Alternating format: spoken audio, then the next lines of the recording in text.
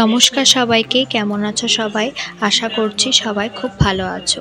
তো চলে আসছি আরও নতুন একটি ভিডিও নিয়ে। আমরা সবাই মিলে চলে গেছিলাম মন্দিরে। আজকের দিনটা খুবই ভালো ছিল। অমাবস্যা এবং সূর্যগ্রহণ দুটোই একই দিনে পড়েছে। এই জন্যই সবাই মিলে উপোস থেকে মন্দিরে পুজো দিতে গেছিলাম। তো প্রথমেই মায়ের দর্শন করে নিলাম।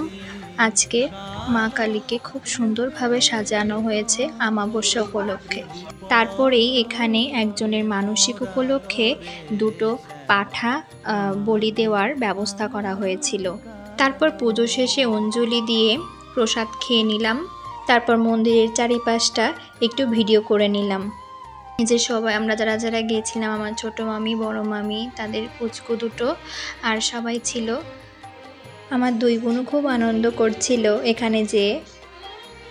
এটা মূলত মাগুরা শহরের মধ্যেই একটা বড় আশ্রম, সাতদোয়া আশ্রম নামে খ্যাত। আর এই যে ইনি শ্রী শ্রী ল্যাংটা বাবা, এনারই বিগ্রহ প্রতিষ্ঠা করার উপলক্ষে সামনে বড় অনুষ্ঠান করা হবে এখানে, তারই তোড়জোড় বা প্রস্তুতি শুরু করছিল। তো আজকের এই পর্যন্তই। আমার এই ছোট্ট মিনি ব্লগ তোমাদের কেমন লাগলো অবশ্যই কমেন্ট করে জানিও।